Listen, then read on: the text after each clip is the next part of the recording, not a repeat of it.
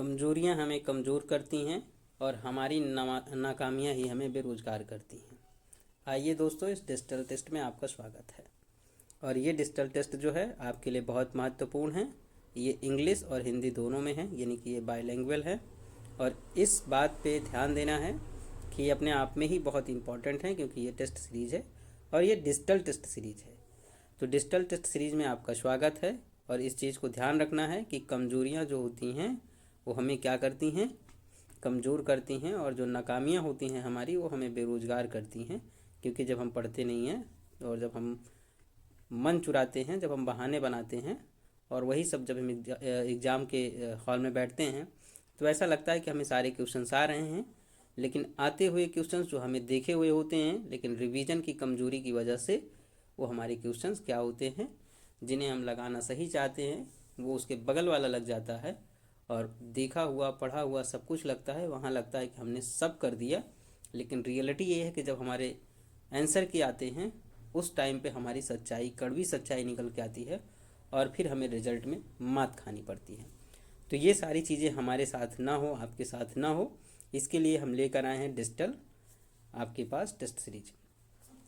तो आइए शुरू करते हैं।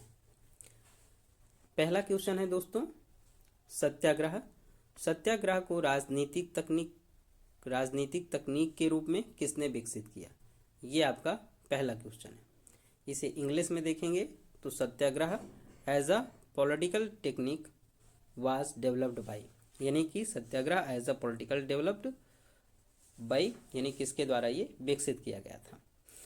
आपके पास ऑप्शन है बाल गंगाधर तिलक, महात्मा गांधी, गोपाल कृष्ण गोखले, रविंद्रनाथ टैगोर।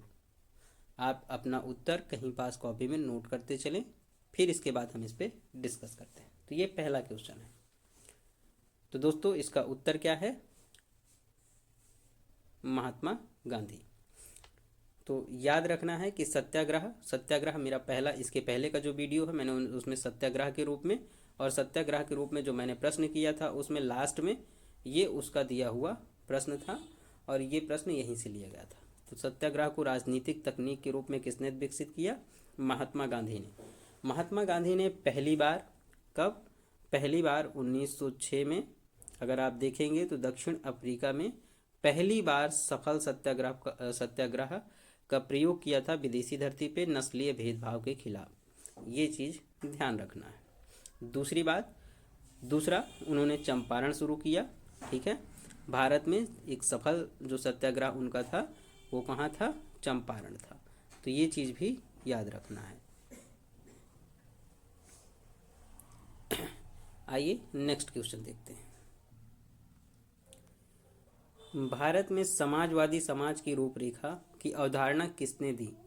यानी कि जो हमारा भारत देश है उसमें पूछा है कि भारत में समाजवादी समाज की रूपरेखा की अवधारणा किसने दी?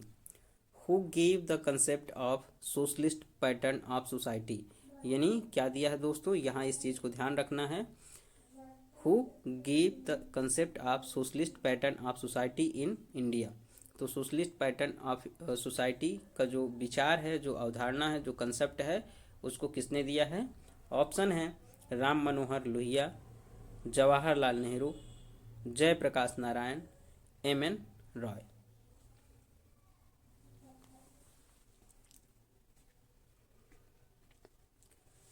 इसका उत्तर हो जाएगा दोस्तों पंडित जवाहरलाल नेहरू। तो पंडित जवाहरलाल नेहरू जी ने ये जो कंसेप्ट है समाजवादी समाज की रूपरेखा, इन्होंने ही दिया था। इन्होंने कहा था जो समाजवादी है, लोकतंत्र के ये बहुत बड़े समाजवाद लोकतंत्र के ये बहुत बड़े हितैषी थे। इन्होंने इसकी विचारधारा दी थी। तो सोशलिस्ट पैटर्न ऑफ सोसाइटी की जो कंसेप्ट है, जो कंसेप्ट है वो किसका है? पंडित जवाहरलाल नेहरू का है। पंडित जवाहरलाल नेहरू से एक कथन है जो बहुत इंपॉर्टेंट है, वो कभी कभी पूछ लिया जाता है या कभी कभी वो दे दिया जाता है और ये पूछा जाता है कि ये कथन किसका है, ये कोटेशन किसका है? भूखे मनुष्य के लिए वोट का कोई महत्व नहीं होता। तो इस चीज़ को याद रखना है कि जो भूखे मनुष्य होते हैं, भूखे मनुष्य के लिए, किसके लिए? भूखे मनुष्य के लिए वोट का, किसका? वोट का, जो हम वोटिंग करते हैं उसका, इसका कोई महत्व नहीं होता है। कब? जब आप भूख से प्रेरित हैं, यानी भूख से पीड़ित हैं। ये चीज़ याद रखना है। यानी कि अगर हमें भूख लगी है तो हमें कुछ नहीं सूझता। तो उसी बात पे पंडित जवाहरलाल नेहरू ने कहा है कि भूखे मनुष्य को वोट की कोई इम्पोर्टेंस नहीं समझ आती, यानी उसका कोई महत्व नहीं होता है। ठीक है दोस्तों, आगे बढ़ते हैं। क्वेश्चन नंबर 3 है दोस्तों, सप्त क्रांति सिद्धांत किससे संबंधित है? थ्योरी ऑफ 7 रेवोल्यूशंस, ये बहुत इंपॉर्टेंट है दोस्तों।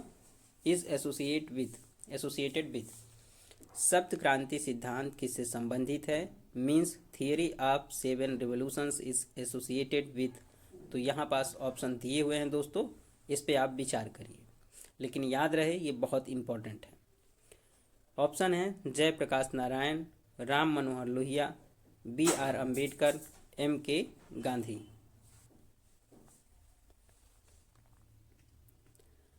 इसका उत्तर है दोस्तों राम मनोहर लोहिया। यहाँ ये चीज़ ध्यान रखना है दोस्तों कि जो राम मनोहर लोहिया थे वो समाजवादी नेता थे, स्वतंत्रता संग्राम से जुड़े हुए थे, ये भी ध्यान रखना है। इनकी एक बहुत महत्वपूर्ण और जो विचार है वो जो चौखंबा राज्य है वो विकेंद्रीकृत शासन के लिए चौखंबा राज्य जो है बहुत इंपॉर्टेंट है, इसे याद रखना है। जो 4 पिलर स्टेट है, चौखंबा राज्य है, राम मनोहर लोहिया जी का है, ये अपने आप में बहुत इंपॉर्टेंट है। क्वेश्चन नंबर 4 है दोस्तों, संविधान को जीवित दस्तावेज किसने कहा? तो जो हमारा कॉन्स्टिट्यूशन है उसे जीवित दस्तावेज किसने कहा? Who describe the constitution as a living documents. तो जो हमारा कॉन्स्टिट्यूशन है उसे लिविंग डॉक्यूमेंट्स किसने कहा? तो ये अपने आप में संविधान से रिलेटेड है, तो इसे आप देख सकते हैं। जवाहरलाल नेहरू, BR अम्बेडकर, राजेंद्र प्रसाद, अल्लाद कृष्णा स्वामी अय्यर।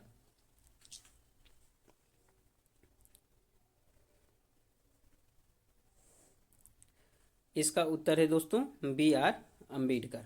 इसका उत्तर क्या है? BR अम्बेडकर है। और अम्बेडकर जी की बहुत सारी पुस्तकें हैं, उस पर आप नज़र बना के रखेंगे। ठीक है, ये अपने आप में बहुत इंपॉर्टेंट है। इनकी जो पुस्तक है और इनसे घटित घटनाएं जो हैं उसे आप नहीं छोड़ेंगे। जैसे महात्मा गांधी हैं और अम्बेडकर हैं, इनमें से क्वेश्चन बनने हैं, कहीं से भी बने, लेकिन इनसे क्वेश्चन बनने हैं। निम्न में से कौन सी कृति जवाहरलाल नेहरू से संबंधित है? ये क्वेश्चन नंबर 5 है दोस्तों कि निम्न में से कौन सी कृति मतलब जो इनकी पुस्तक है जवाहरलाल नेहरू से संबंधित है, या कौन सी रचना है जो जवाहरलाल नेहरू से रिलेट करती है? Which work is associated with Pandit Jawaharlal Nehru? Which work is associated with Pandit Jawaharlal Nehru? निम्नलिखित में से कौन सी कृति जवाहरलाल नेहरू से संबंधित है? ये प्रश्न यहाँ भी उतर गया है, पर कोई बात नहीं, यहाँ आप ऑप्शन पे ध्यान दीजिए। Discovery of India, Hind Swaraj, India wins freedoms, bunch of thoughts. यानी कि भारत की खोज, Hind Swaraj, India wins freedom, bunch of thoughts. ये चारों किताब अपने आप में बहुत इंपॉर्टेंट है, और चारों किताब में देखेंगे दोस्तों तो इसका जो उत्तर होगा वो क्या होगा, आप इसे सोच सकते हैं। तो पंडित जवाहरलाल नेहरू की बहुत इंपॉर्टेंट कृति है, वो आप इसमें बताएंगे दोस्तों। यहाँ बंच ऑफ थॉट जो दिया हुआ है, ये जो बंच ऑफ थॉट दिया हुआ है इस पे ध्यान देंगे तो ये BR अम्बेडकर की है, ये अपने आप में बहुत इंपॉर्टेंट है। इंडिया विंस फ्रीडम, ये अबुल कलाम आज़ाद की पुस्तक है, ये अपने आप में बहुत इंपॉर्टेंट है। हिंद स्वराज आप जानते ही हैं महात्मा गांधी की है, ये भी अपने आप में बहुत इंपॉर्टेंट है। महात्मा गांधी जब इंग्लैंड से दक्षिण अफ्रीका जा रहे थे तो पानी वाली जहाज़ में इस पुस्तक को लिखे थे, ये अपनी इसकी खासियत है। और ये खासियत ये भी है कि इस पुस्तक में जो शब्द हैं उनकी संख्या 30,000 है लगभग। तो इसमें एक ही उत्तर बचता है दोस्तों, भारत की खोज। तो उत्तर हो जाएगा ये। दोस्तों क्वेश्चन नंबर 6 है, एकात्म मानववाद किससे संबंधित है? Integral humanism is associated with. यानी कि जो एकात्म मानववाद है, इंटीग्रल ह्यूमैनिज्म है, वो किससे एसोसिएट करता है? ऑप्शन है MS गोलवालकर, दीनदयाल उपाध्याय, विनायक दामोदर दास सावरकर, राजेंद्र प्रसाद। इसमें से जो उत्तर है वो कौन सा है दोस्तों, इस पे आप बता सकते हैं। दोस्तों यहाँ दीनदयाल उपाध्याय जी इसके उत्तर होंगे। तो इसका उत्तर क्या होगा, दीनदयाल उपाध्याय जी होंगे। दीनदयाल उपाध्याय जी जो थे, पंडित दीनदयाल उपाध्याय जी जो थे, वो जनसंघ और भाजपा के आधारशिला थे। उन्होंने 1965 में एकात्म मानववाद की रचना की थी। नेक्स्ट क्वेश्चन है 7, रेडिकल ह्यूमैनिज्म की अवधारणा किसने दी। Who propounded concept of the radical humanism. तो रेडिकल ह्यूमैनिज्म की जो कंसेप्ट है उसको किसने दिया। रेडिकल ह्यूमैनिज्म या कट्टरपंथी मानवतावाद, इसकी जो अवधारणा है उसे किसने दिया। तो दोस्तों आप जानते हैं कि मानवतावाद यानी कि किससे संबंधित है। अब आपके मन में ये विचार आ गया होगा। महात्मा गांधी जी तो ऐसे कुछ थे नहीं इनके अंदर, पंडित जवाहरलाल नेहरू जी में भी ऐसा कुछ नहीं था, और दीनदयाल उपाध्याय जी तो आप जानते ही हैं कि उन्होंने अंत्योदय संबंधित एकात्म मानववाद के लिए अपना कंसेप्ट दिया था। इसके पहले आप पढ़ चुके हैं। तो हमारे पास ऑप्शन बचता है 1, जिसका उत्तर हो जाएगा एम.एन. रॉय। क्वेश्चन नंबर 8 है, जाति का विनाश किस चिंतक से संबंधित है। तो जाति का विनाश है, ये चीज याद रखना, annihilation of caste is associated with which thinkers. यानी कि जो एनहिलेशन ऑफ कास्ट है एक किससे रिलेट करता है। तो क्या ये एम.एन. रॉय से है। तो एम.एन. रॉय से इसके पहले आप पढ़ चुके हैं कि रेडिकल ह्यूमैनिज्म के बारे में ये बात करते हैं। तो यहाँ पास तो ये नहीं होंगे। ऑप्शन आपके पास 4 दिया है। अम्बेडकर हैं, मनोहर लोहिया हैं, राम मनोहर लोहिया हैं, अरविंद घोष हैं। अरविंद घोष जी ऐसा कुछ नहीं कहते हैं ये, और राम मनोहर लोहिया को तो जानते हैं, ये समाजवादी हैं और इन्होंने ऐसी कोई बात नहीं की। आपके पास बचता है 1, B.R. अम्बेडकर, और यही इसका उत्तर हो जाएगा। राज्य को परिवारों और ग्रामों का ऐसा समुदाय बताया जिसका उद्देश्य सर्वोच्च कल्याण हो। दोस्तों देखिए, इसमें कहा गया है कि राज्य को परिवारों और ग्रामों का ऐसा समुदाय बताया जिसका उद्देश्य है सर्वोच्च कल्याण। यह परिभाषा किसने दी। Who defined the state as a community of families and villages aiming at the highest goods. मतलब ये कह रहा है कि जो कम्युनिटी है और जो फैमिलीज हैं और जो विलेजेस हैं उनका जो एमिंग है एट द हाईएस्ट गुड, ये डिफिनीशन किसने दी। ऑप्शन है प्लेटो, अरिस्टोटल, हॉब्स, रूसो। तो इस ऑप्शन में प्लेटो, अरस्तु, हॉब्स और रूसो, तो कौन सा ऐसा है जो ये कहता है कि सर्वोच्च कल्याण हो। मतलब राज्यों को परिवारों और ग्रामों का ऐसा समुदाय बताया कि जिसका उद्देश्य ही सर्वोच्च कल्याण हो। तो आप जानते हैं कि इसमें प्लेटो तो नहीं आएंगे, प्लेटो साहब तो ऐसा कुछ नहीं कहते हैं, ठीक है। रूसो साहब भी कुछ नहीं कहते, सामान्य इच्छा की बात करते हैं। हाब्स तो निरंकुश राजसत्ता की बात करते हैं। तो एक आपके भाई साहब बचते हैं अरस्तु, और यही इसका उत्तर हो जाएगा। क्वेश्चन नंबर 10 है, सत्ता भ्रष्ट करती है और पूर्ण सत्ता पूर्णता भ्रष्ट करती है। तो ये दोस्तों क्वेश्चन नंबर 10 है, कहता है कि सत्ता भ्रष्ट करती है और पूर्ण सत्ता पूर्णतः भ्रष्ट करती है। यह कथन किसका है। Who said power tends to corrupt and absolute power corrupts absolutely.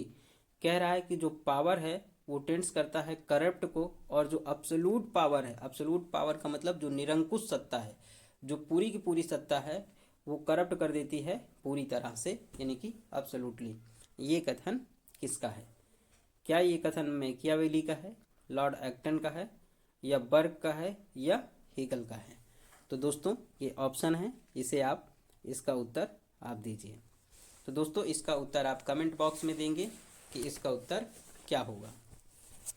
दोस्तों यहाँ तक ये वीडियो रही। अगर वीडियो अच्छी लगती है तो इसको लाइक और सब्सक्राइब करें, और इसका जो उत्तर होगा वो अगले वीडियो में बता दिया जाएगा। Thank you.